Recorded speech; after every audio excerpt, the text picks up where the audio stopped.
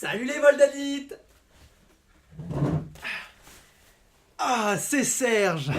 Wouh. Et bah nous revoilà, du coup, comme promis, je vous retrouve pour la review de WWE SmackDown Live.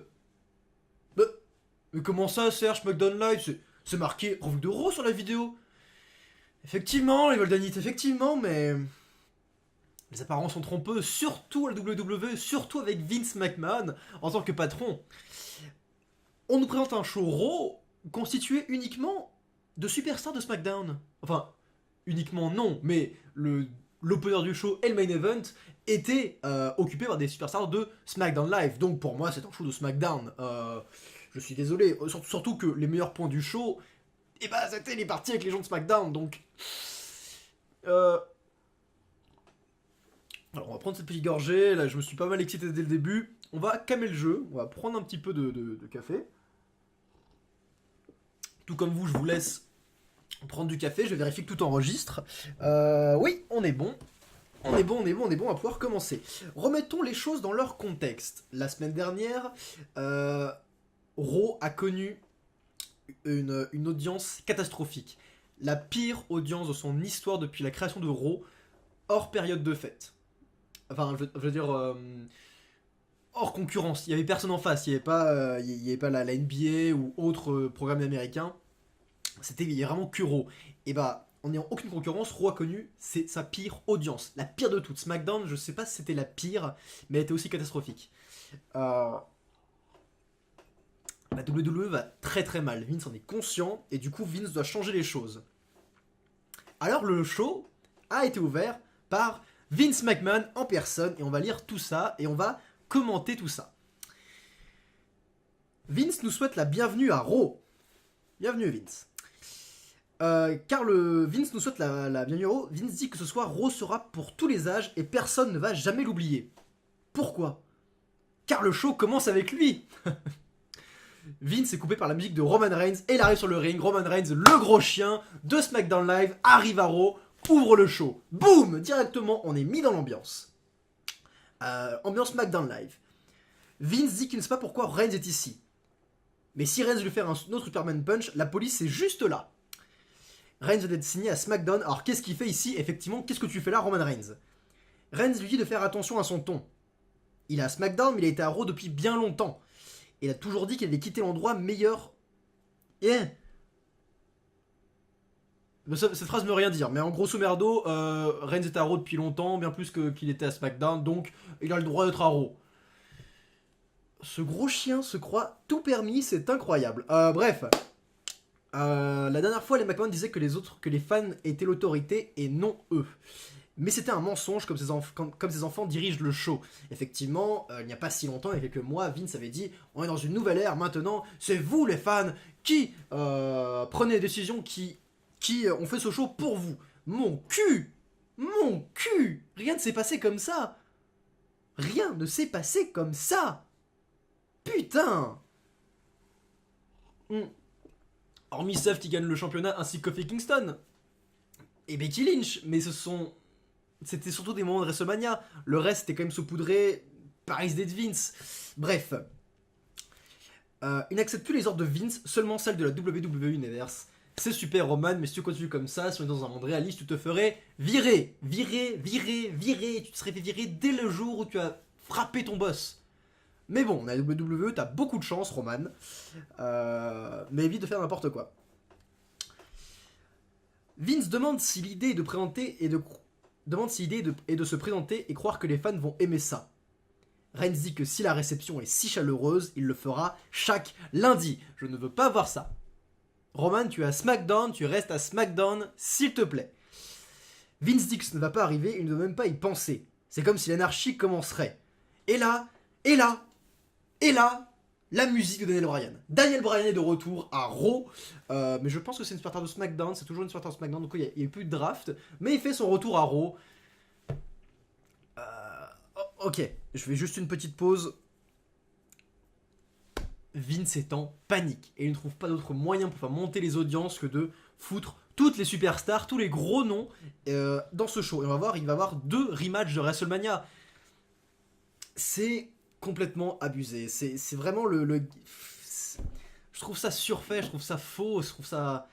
Il y a un vrai problème dans l'écriture des shows. Et genre, ah on est en mauvais show, et bah là on va tout mettre. On va mettre Roman Reigns, Daniel Bryan, Kofi Kingston. Tiens, match pour championnat de SmackDown Live dans le main event d'Euro. Haha, quelle surprise.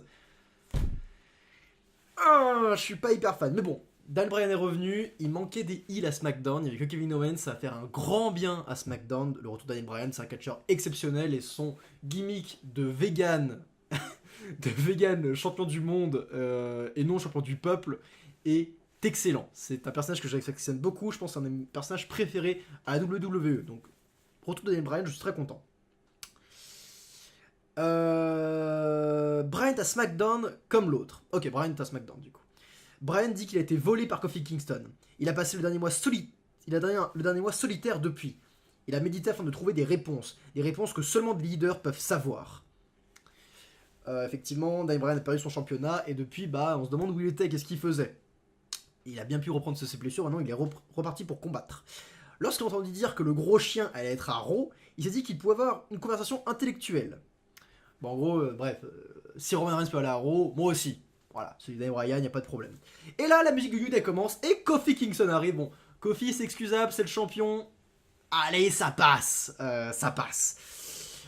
Donc, Kofi Kingston arrive sur le ring. Kofi dit que si Bryan a un problème avec la conclusion de WrestleMania, Bryan n'a pas besoin d'aller voir les McMahon. On peut refaire un rematch tout de suite. Kofi est génial, vraiment, c'est un champion combattant, il inspire beaucoup de choses. Bryan avait seulement besoin de venir se plaindre à lui comme il est champion WWE. Bryan dit que Kofi ne mérite pas le titre. Il aurait jamais dû avoir une chance à WrestleMania. Il t'a battu 3 fois. Il t'a battu 3 fois. Il mérite sa victoire. Il mérite ce titre, Daniel. Et tu ne le comprendras jamais. Jamais. Ces 11 ans de carrière ont été difficiles car Kofi n'aurait jamais dû être ici. Kofi n'aurait jamais dû être ici. Kofi dit qu'il est ici sur le ring comme champion et Bryan ne peut rien y faire. Bref, en gros, ça s'est emballé. Beaucoup de gens parlaient. Roman il regardait la situation, il savait pas trop quoi faire. Et là, Vince a dit silence, tout le monde. Vince dit que nous aurons une carte folle ce soir. Ah, Vince qui. Ah, ce soir va être une grande soirée. Il pourra inviter 3 catcheurs de Raw à SmackDown et 3 de SmackDown à Raw pour des combats spéciaux. C'est un génie. Mais non, t'es pas un génie. T'es en panique totale. Tu vois ton produit qui s'écoule. Tu vois tous tes fans qui se barrent. Et tout ce que t'as de mieux, c'est faire des matchs. C'est faire les Survivor Series avant les Survivor Series en fait. C'est ça ton idée folle? Mais ton idée, Vince, l'idée que tu dois avoir, c'est faire des bonnes storylines, des bonnes rivalités, et arrêter de faire de la merde, et on va en parler de la merde que tu fais. Parce que, on y reviendra, mais plus tard dans le show, il y a eu un segment, mais je me suis demandé pourquoi je regardais ça. Je vous tease comme des bâtards, mais honnêtement, c'était scandaleux. Continuons. On va continuer. Ok, non, ma caméra s'affole, mais ce n'est pas un problème. Sur ce... Sur ce, Bryan dit qu'il n'a aucun plaisir. Il est venu ici d'avoir un match pour son titre à la WWE. Il pourrait le frapper maintenant. Et là, la musique de Drew McIntyre, meilleur heel de Raw. Heureusement que Drew est là avec Seth Rollins et AJ Styles. Sinon le show serait vraiment pourri. McIntyre dit que si Vince n'a pas le contrôle de la situation, c'est donc à lui de s'en occuper. Merci McIntyre. McIntyre dit que ce n'est pas SmackDown qui représente Raw ce soir. McIntyre dit que Reigns croit pouvoir faire ce qu'il veut. La compagnie lui avait dit de ne pas venir et Reigns se présente. Et je suis d'accord avec McIntyre, il y a de quoi être enragé. Reigns croit que c'est ok de frapper son patron au visage. Reigns a un problème d'ego et ce soir il va le ramener sur la terre. Mais c'est qui le heel dans l'histoire? C'est pas McIntyre, je suis désolé, c'est Roman Reigns. McIntyre a raison. On va régler les choses. T'as rien à foutre ici, mon grand. T'étais pas invité à la base. Reigns dit que ça n'a pas marché à WrestleMania. Il peut essayer une autre fois ce soir. Bon, en gros, Reigns va montrer son ego. Vince dit que ce soir, nous aurons un rematch de WrestleMania et un autre rematch de WrestleMania qui sera pour le titre WWE. C'est un génie. Il appuie sur le fait que c'est un génie. C'est incroyable. Il est en panique et il dit mais je suis un génie. Écoutez-moi, s'il vous plaît. Je trouve ça abusé. Vince dit que ce sera une soirée qu'on va jamais oublier. Et là, AJ Styles arrive et marque une pause, marque à la fin du segment pour l'enchaînement de l'autre. Bon, c'est un gros bordel. On peut rester à parler de ce segment et à parler des problèmes de WWE. Je vais essayer de rester sur le show quand même en lui-même. En tant que show en lui-même, ça ne fait aucun sens. Ça n'a aucun putain de sens. Les superstars vont à droite, à gauche, le draft est arrivé il y a 3 semaines et est déjà foutu en l'air en fait. Parce que Vince croit que c'est ça qui va sauver l'audience. Enfin, ça n'a aucun sens et Vince fait mauvaise décision sur mauvaise décision et continue d'aller en Arabie Saoudite. J'ai pas envie de parler de politique, surtout pas sur cette chaîne. Mais il y a un problème avec la WWE en ce moment et ça fait chier en tant que fan de catch de voir notre passion, enfin le produit qu'on regarde être foutu en l'air par des mauvaises décisions.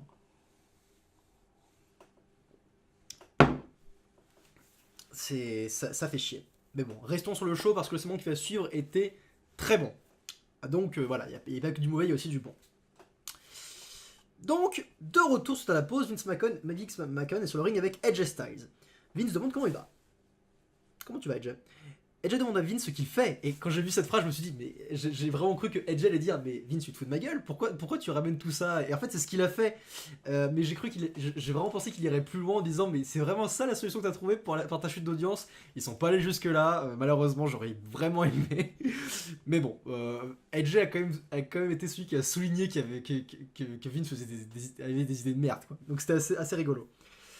Il a roast au shake-up et Vince amène des catcheurs de SmackDown après.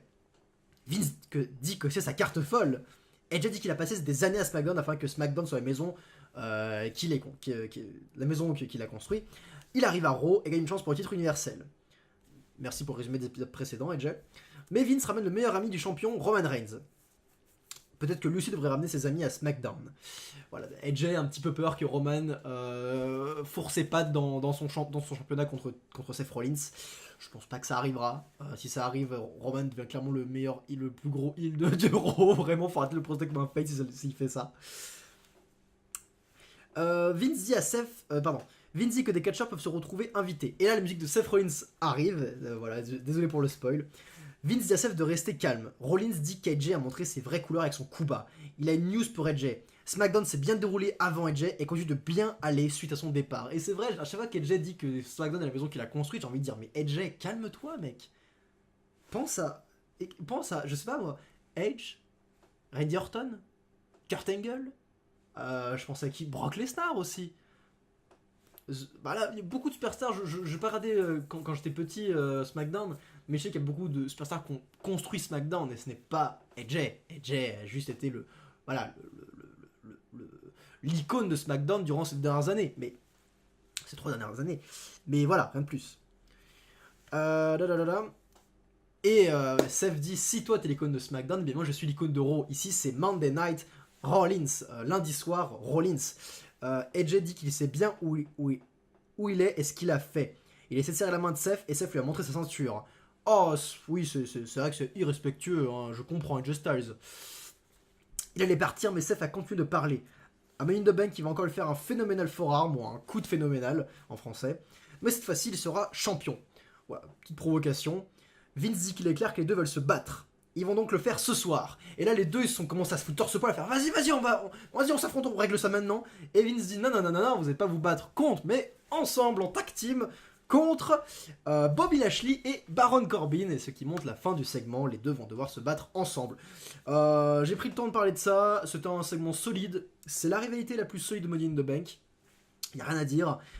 Surtout qu'on va le voir que au départ les deux étaient face, mais petit à petit l'un des deux commence à devenir heel et c'est le bon. Alors parlons-en parce que nous avons ce tag team match AJ Styles Seth Rollins contre Bobby Lashley et Baron Corbin. Le match était très bon. Franchement, on peut avoir peur qu'on voit Baron Corbin et Bobby Lashley en face. Ils ont fait du très bon boulot. Ils ont bien vendu les coups de Seth et AJ. En gros, l'histoire était, est-ce que, comme d'hab dans ce genre de match, est-ce que les deux rivaux peuvent se battre ensemble? C'est le cas, ils ont fait un très bon match. Je retiens ce spear qu'a fait Bobby Lashley sur AJ Styles en traversant les cordes, c'est-à-dire qu'AJ était sur le bord du ring et Bobby Lashley a spiré, a plaqué AJ en traversant le ring pour aller à l'extérieur. C'était assez brutal, mais en fait, tous les spots qui concernaient AJ Styles dans ce match étaient très bons. Il a fait du très bon boulot. Et ce draft à Raw lui a fait un bien fou à AJ Styles. Il reprend des couleurs, il reprend un personnage, ça redevient quelqu'un de hyper intéressant qu'on commençait à perdre et je suis ravi pour lui. Bref, vers la fin du match, alors que Seth et Edge dominaient, Edge frappe par erreur, enfin, livre son coude phénoménal à Seth Rollins qui tombe au sol. Et Edge, et bah, au lieu de s'excuser ou de faire merde, on continue le match quand même, on va essayer d'arranger les choses, il se casse. Il laisse Rollins tout seul. Et Rollins est là et fait putain de merde, mais il se lève. Baron Corbin lui fait son End of Days, sa fin des jours, et fait le tomber et remporte le match avec Bobby Lashley. C'est une fin très bonne, c'est une fin très bonne. Edge Styles se déplace de plus en plus vers la voie du heel, et c'est ce qu'il faut. C'est absolument ce qu'il faut. Son personnage est super intéressant en tant que heel. C'est un peu comme Bobby Roode, je suis phénoménal, je suis machin, ou comme CM Punk à l'époque. C'est moi le meilleur, voilà, j'ai qu'un ego surdimensionné. On peut le rendre face facilement, mais il n'a pas non plus beaucoup de skill au niveau du micro Edge Styles. C'est un catcheur qui est exceptionnel dans le ring, mais qui a besoin d'être heel pour briller. Seth Rollins c'est un peu meilleur au micro par rapport à Edge. Bref, donc tout se passe pour le mieux, cette rivalité va dans le bon sens pour l'instant, et j'ai hâte de voir leur match évidemment. En coulisses, on va retrouver plusieurs fois Miz qui attend Shane devant son vestiaire. Donc c'est une petite storyline, donc c'est cool. Je vais rien dire dessus. On va y revenir plus tard, évidemment. Ils vont intervenir plus tard. Aïe aïe aïe. Alors j'avais parlé dans ces moments scandaleux. Ce n'est pas celui-là, mais celui-là m'a fait, pique quand même vachement. Les segments Sami Zayn. Parlons du cas Sami Zayn. Quand Sami Zayn est revenu après WrestleMania, j'étais ravi. C'est un catcheur que j'aimais énormément et il est revenu, il a fait un super match contre Finn Balor je crois, excellent, et après il t'a livré une promo mais incroyable. Ce mec a des talents en micro qui sont dingues. Il a réussi à monter la foule contre lui, mais c'était génial, c'était jouissif, c'était exceptionnel. La semaine d'après, il refait la même. Bon allez, on refait la même une deuxième fois, ça va, on remonte les foules, et quasiment la même chose, il disait le même message, vous les fans, je sais plus exactement ce qu'il dit, on va parler de ce qu'il dit là. Troisième semaine, il refait encore la même chose, et je fais, oh putain, et c'est quand je parlais de mauvaise gestion de Vince, c'est ça, c'est voir que quelque chose marche, et du coup, on rabâche, on te le fait bouffer dans la bouche, on prend ce qui marche, on te fait manger tel un fist, voilà, Vince te fiste le cul avec ses promos de Sami Zayn. C'est incroyable. Et du coup, il est revenu encore une fois, et il a commencé à faire sa promo, et j'étais, oh putain, c'est reparti. Mais il y a une surprise qui est arrivée, et cette surprise, c'était pas la meilleure du tout, ça va peut-être même être pire, j'ai bien peur. Alors, parlons de tout ça. Sami Zayn arrive sur le ring. Zayn demande ce qu'on a pour nous plaindre ce soir. On a déjà eu Reigns de SmackDown, on aura Bryan contre Kofi pour le titre WWE dans un rematch de WrestleMania. Qu'est-ce qui nous reste? Il a regardé la scène et il semble qu'on a tous aimé, lui aussi a aimé. Mais la différence, c'est qu'on reste coincé avec notre personne misérable malgré tout. Zayn dit qu'il faut travailler fort pour se mettre à jour, comme lui, et on ne le fera jamais comme on est lâche. Bon, ça a commencé mal, il balançait des trucs comme ça. Bon, ça, il le délivrait très bien, il a toujours une très belle verve, mais c'est chiant au bout d'un moment. Et là, quelqu'un arrive et c'est la musique de Braun Strowman. Quand j'ai entendu la musique de Braun Strowman, j'ai fait oh non, par pitié, non. Qu'est-ce que ça signifie? Ça signifie que celui qui va calmer, parce que Sami Zayn s'est présenté comme quelqu'un qui casse les couilles aux fans, et celui qui va péter la gueule à Zayn pour rallier les fans derrière lui, c'est Braun Strowman, qui malheureusement a besoin d'une victoire. Et je sens que ça va mener un match Braun Strowman contre Sami Zayn qu'on a déjà vu, qui était pas beau à voir parce que Sami Zayn s'est fait enterrer par Braun Strowman, et ça va se reproduire encore une fois. Et ça me fait chier parce que Sami Zayn mérite tellement mieux et Braun Strowman mérite rien, vraiment rien. Je suis désolé, je déteste ce mec. Je trouve qu'il a aucun charisme, qu'il est... Oh là là. Donc c'est ça la récompense. Donc la récompense de Sami Zayn de faire des promos incroyables, c'est de se faire enterrer par Braun Strowman. Merci. Effectivement, Braun Strowman arrive sur le ring, poursuit Sami Zayn, ils arrivent dans les coulisses, il le chope, il balance dans les poubelles, et là, il y a un camion Ben qui arrive, qui prend le conteneur et qui met dans le camion. Voilà, Zayn est dans les poubelles, Zayn est une ordure, Zayn est une poubelle. Super, merci Strowman, et fin du segment. Ah, ça fait mal au cul, ça fait chier évidemment. J'espère qu'ils ne vont pas se battre à Money in the Bank. Je ne veux pas les voir se battre à Money in the Bank, je veux que cette rivalité s'arrête. ou alors que Sami Zayn, bah... Non, en fait, je veux pas que Sami Zayn affronte Braun Strowman, c'est pas bon pour lui. Enfin bref, Zayn est dans une impasse, je ne sais pas comment ils vont faire pour régler ça. Et ça me fait très très chier. Passons à autre chose. Après toute cette bouse, il faut un segment anecdotique. Effectivement, on a un segment anecdotique. La Lucha House Party, composée de Kalisto, Gran Metalik et Lince Dorado, affrontent 3 catcheurs locaux. Ils les explosent. Fin du segment. Bah, voilà, super, merci pour ce segment incroyable.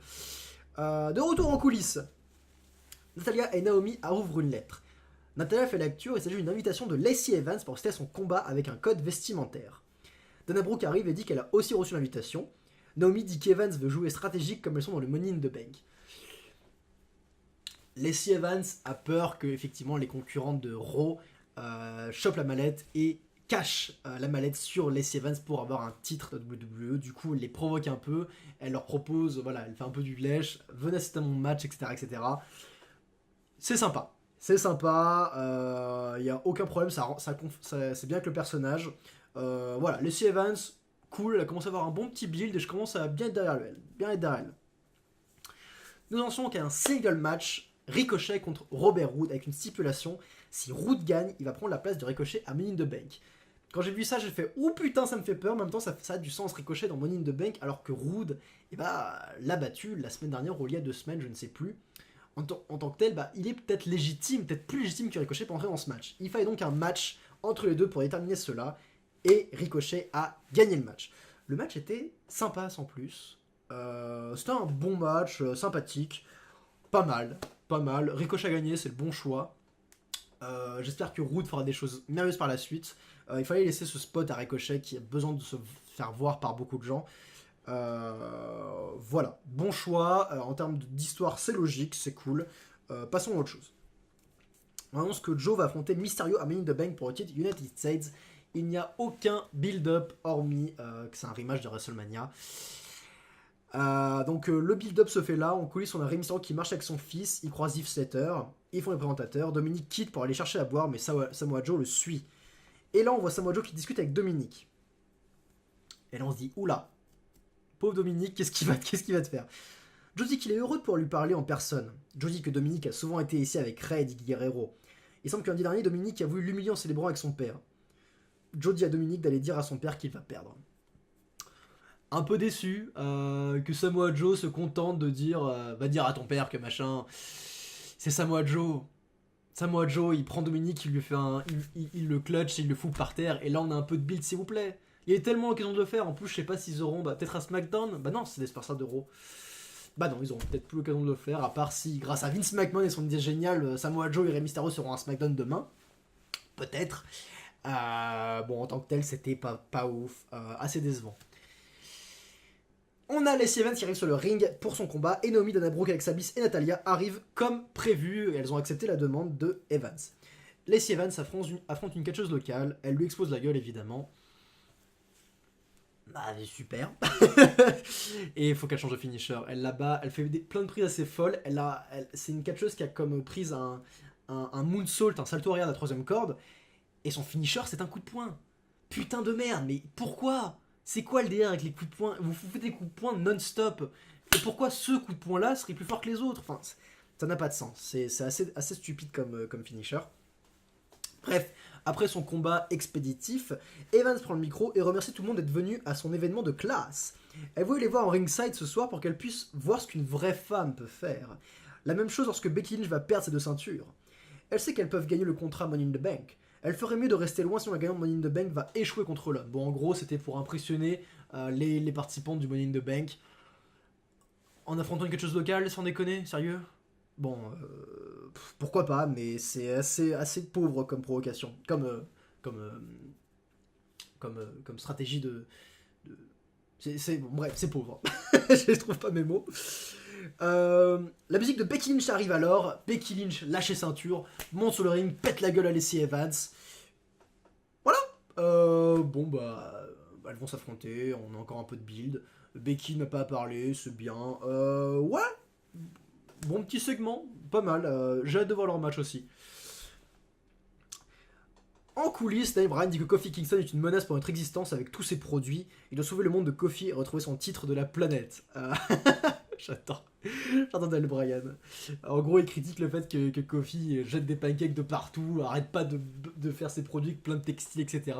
C'est pas bon pour la planète. Enfin, Daniel Bryan est génial, est juste génial. Oh, nous y... non, nous y voilà pas encore, excusez-moi. Mais on retrouve les Usos, qui se lancent à la recherche des revivals. Pourquoi? La semaine dernière, ils avaient humilié les revivals entre guillemets en les voyant en train de se raser le dos dans la salle de bain. Ça valait ce que ça valait comme humiliation. Voilà, pour Vince, c'était une grande humiliation. Pour moi, ça ne l'était pas. Et Vince se dit, ah tiens, bah peut-être que pour certains d'entre vous, ça l'était pas. Ce soir, ils se feront... On va aller un peu plus loin, un petit peu plus loin. Hein? On y revient. Nous avons les Viking Raiders, les aventuriers vikings contre les Major Brothers, Kurt Hawkins et Zack Ryder. Je crois qu'on n'a même pas vu l'entrée de Zack Ryder et Kurt Hawkins qui sont les champions par équipe de Raw. On n'a pas vu leur entrée. Ces gars ne servent à rien. Les champions par équipe ne servent pas et il faut vite qu'ils perdent leur titre. C'est... Bah oui, les aventuriers vikings ont roulé sur Zack Ryder et Kurt Hawkins. Voilà, ils ont roulé dessus, ils ont gagné fair and square, comme on dit. Voilà, j'espère que qu'ils vont gagner les titres très vite. De retour, c'est le moment du Firefly Funhouse avec Bray Wyatt. Oui, le Firefly Funhouse. J'adore ce segment, il me rappelle mon enfance. Il me fait penser beaucoup au moulin, ce segment d'ailleurs. Bray Wyatt arrive et dit qu'aujourd'hui nous aurons beaucoup de plaisir. Ah oui, les plaisirs, c'est bon. Sa marionnette, le Buzzers, mange du papier dans une boîte. Wyatt lui dit de montrer ce qu'il se cache dans la boîte. Wyatt trouve finalement dans la boîte sa marionnette, le lapin qui a été mangé par le Buzzard. Quoi?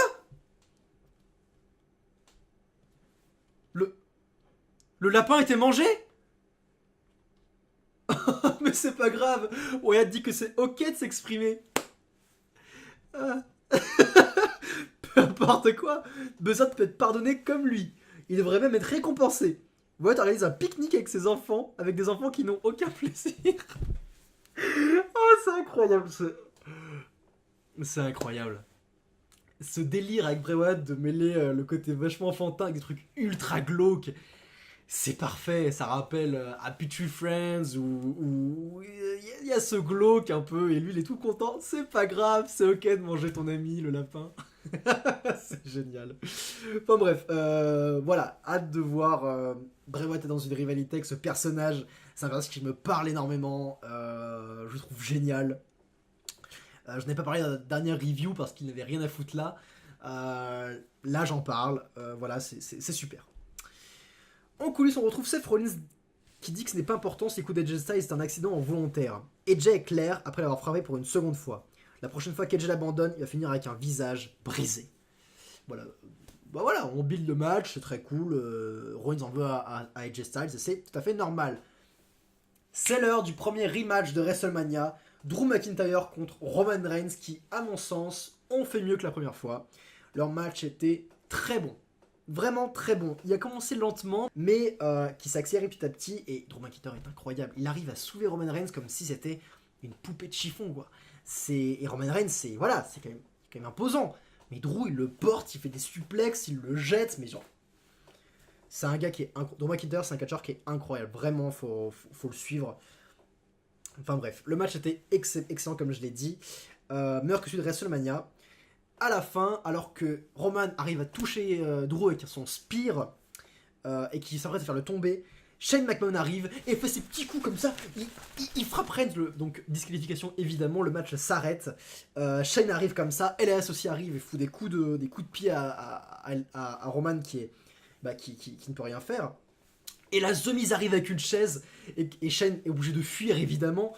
Et The Miz poursuit Shane. Voilà, tout est super logique. Ça fait super plaisir quand les segments sont logiques et que tout se passe bien.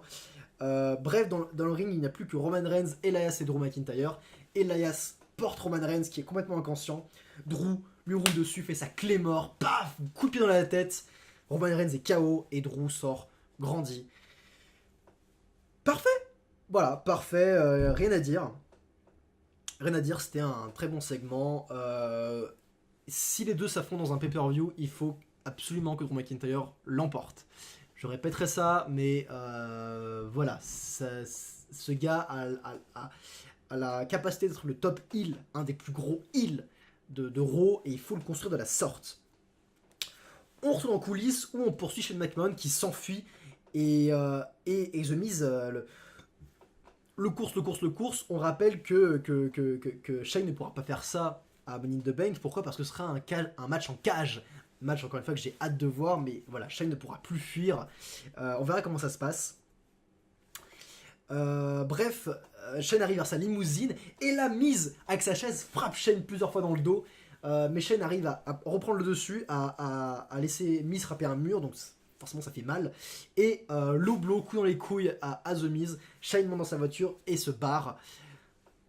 Top, ça build à mort, j'ai hâte de voir ce match. Et nous y voilà. Nous y voilà, le segment légendaire. Il faut toujours un segment légendaire à Raw. Un segment qui pue tellement la merde, mais qui pue tellement que tu te dis, mais what the fuck? Et c'est ça, c'est ce genre de segments qui font que les gens se barrent. Et il faut aller voir sur YouTube, ça ne me trompe pas, quand tu vas sur la page YouTube de WWE que tu regardes ce segment, le ratio de like-dislike est pas bon. C'est pas bon. Et honnêtement, encore une fois, je me répète peut-être, quand j'ai vu ce segment, je me suis demandé, mais pourquoi je regarde ça? Qu'est-ce que je fais là devant mon écran à regarder ça? Honnêtement, je vous jure, j'ai eu des larmes. J'ai eu des larmes. Beaucoup de remises en question, hein. Beaucoup de remises en question. Alors revenons-en. On retrouve donc les Usos. Pardon, d'abord on avait les Luke Gallows et Karl Anderson qui s'apprêtaient à affronter The Revival. Revival, donc, qui ont été les catcheurs qui ont été humiliés la semaine dernière. The Usos arrive juste avant le match et dit, et je vais vous lire et on va en parler. Le combat allait commencer, mais les Usos arrivent. Jimmy dit qu'ils se nomment comme l'équipe la plus chaude du moment. Il parle des Revival. Ils ont quelque chose pour les aider. Jay leur présente une crème Hussy Hot qui donne des démangeaisons. Et là, les Revival commencent à se rouler partout au sol, comme ils sont hérités dans leurs vêtements. Effectivement, les Usos ont mis une crème qui irrite dans les slips de catch de Scott et Dash des Revival. Et du coup, les Revival ont commencé à se rouler par terre, à avoir en gros des démangeaisons au niveau de la bite. Voilà, il y a pas de... Voilà, ils hurlaient, ils se grattaient. Scott arrêtait pas de soulever son caleçon pour aider sa bite et c'était ça pour le coup, c'était humiliant. Ça, c'était humiliant et c'était pas agréable à regarder. Et finalement, les Usos se disent venez, on a de l'eau pour vous et tout. Dash et Scott prennent l'eau évidemment, soulèvent leur caleçon et foutent toute l'eau à l'intérieur. Et les Usos se disent ah, mais on vous a pas dit, ça empire l'effet. Et là, pareil, rebelote, les deux se roulent par terre sur scène et hurlent. Le public ne riait pas, le public était mort. C'était désagréable à regarder. C'était désagréable. Vraiment désagréable. Voir une si bonne équipe comme The Revival qui enchaîne les bons matchs, les excellents matchs, mais se faire humilier de la sorte. Pourquoi? Parce qu'ils n'ont pas voulu renouveler leur contrat. Mais c'est normal qu'ils n'ont pas voulu renouveler leur contrat, vu le traitement qu'on lui fait. Qu'on leur fait, excusez-moi. Et comme réponse à ça, et bah Vince les humilie. Mais Vince, c'est pour ça que ton produit pue la merde, c'est pour ça que les gens se barrent. Moi, j'y prends aucun plaisir, je ne suis pas diverti à voir une excellente équipe de catch, une des meilleures actuellement à la WWE, se faire humilier, se rouler par terre. Je ne prends aucun plaisir. Et surtout les Usos qui sont, bah, je pense aussi l'autre équipe la meilleure de la WWE, être traités de la sorte comme des, comme des petits cons, comme des gens qui font des, on dirait Steve Stifler qui fout de, qui donne merde je ne sais plus du truc pour faire caca à Finch. Voilà, référence American Pie, super. Je suis désolé. Voilà, les Usos sont devenus les Stiflers. Voilà, on va les renommer les Stiflers, les Cartman, enfin... C'est pas les Usos c'est des gens badass. On se rappelle de leur traitement par rapport à The New Day et à SmackDown avant WrestleMania, avec leur humilité, leur... Enfin, ils ont des super personnages et ce sont devenus des petits cons qui humilient des superstars, mais allez vous faire foutre. Les Usos, je les adorais. En un segment, je les déteste. En un segment. Et de l'autre, mais je suis tellement désolé pour ce Revival. Et j'ai juste envie de voir Vince, mais putain, mais... Ça fait chier. Ça fait littéralement chier. Voilà, c'est ce genre de segment que je trouve pas pardonnable. Je trouve ça vraiment scandaleux. Et c'est dans ce genre de moment que je me demande pourquoi je regarde WWE encore une fois. Quand on arrive à ce degré-là, c'est que c'est pas bon. Est-ce que quand vous regardez Game of Thrones, vous êtes devant votre écran au point de dire pourquoi je regarde ça?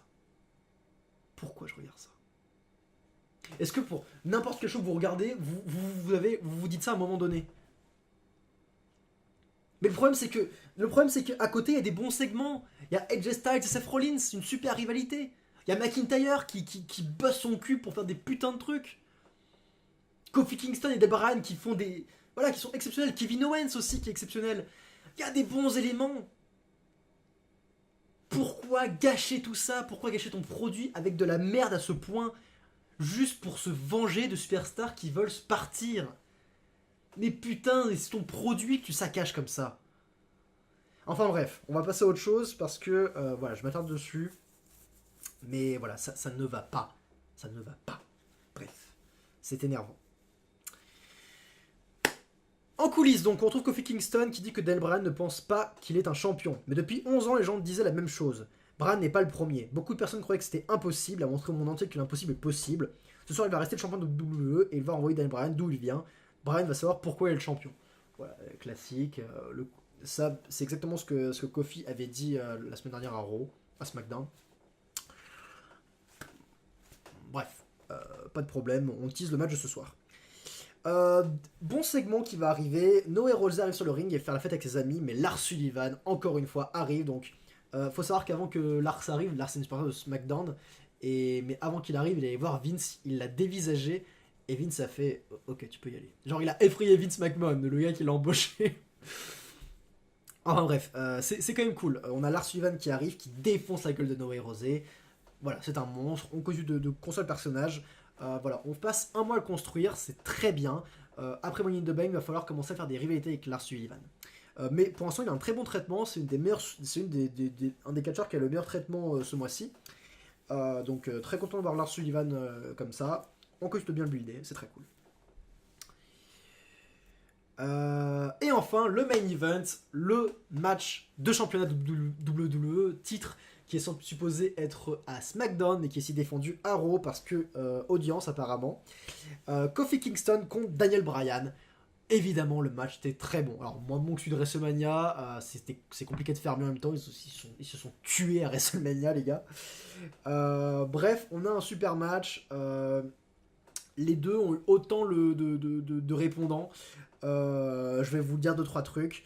Voilà, Kofi se lance pour son finisher. Bryan le bloque avec un coup de pied. Bryan enchaîne avec un German suplex en pont. Super stylé. Kofi résiste. Bryan se lance pour son coup de genou, mais Kofi l'évite. Bryan évite le Trouble in Paradise à son tour et veut prendre pour son Lebel Lock, sa prise de soumission. Kofi le repousse et lui fait un Trouble in Paradise. Enfin voilà, la fin était épique, c'était vraiment exceptionnel. Daniel Bryan fait le tomber. 1, 2, 3. Kofi fait le tomber, pardon. 1, 2, 3. Kofi conserve son titre et reste champion. C'est la bonne décision avant Money in the Bank. Mais hâte de revoir Daniel Bryan à SmackDown.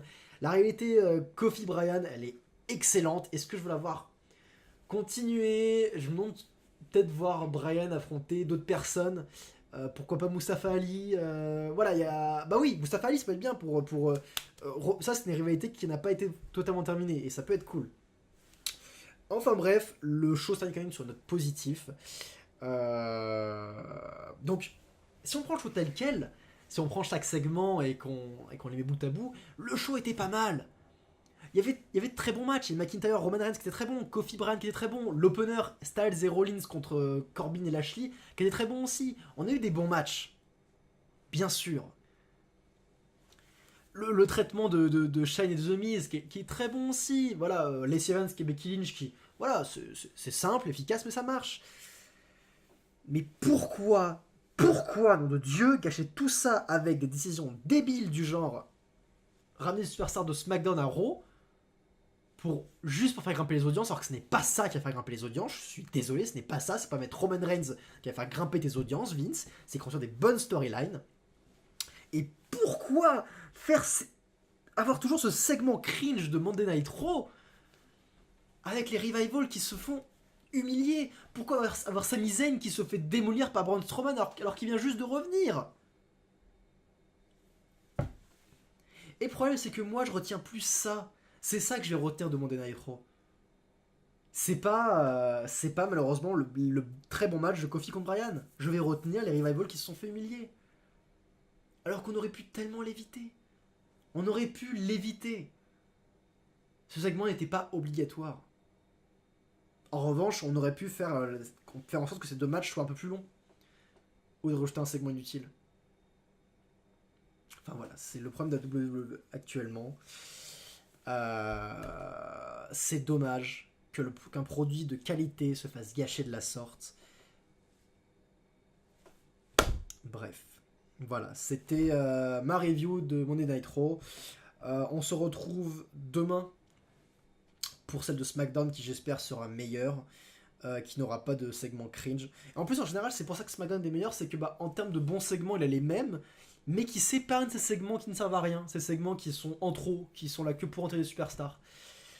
Bref, j'ai beaucoup parlé, comme d'habitude, mais voilà. La dernière fois j'avais fait un peu de montage, j'avais mis les catcheurs. Je vous préviens, là je pense, là ce ne sera pas le cas, tout dépend de mon temps. Là je pense que je vais malheureusement devoir laisser la vidéo telle quelle. Voilà, ce sera un peu un podcast audio à écouter, pourquoi pas, ou à regarder si vous avez rien d'autre à foutre. Si, voilà ce que j'allais oublier. Si, j'ai fini mon café, ça j'ai pas oublié. Mais évidemment, de vous abonner au Moulin de Voldano, la chaîne principale, ainsi que la chaîne de mon frère Dino Voldan. Cette chaîne aussi, vous abonner à nos Twitter, tout est dans la description, comme d'habitude. Sur ce, je vous dis à demain et be phenomenal. Paf, tab.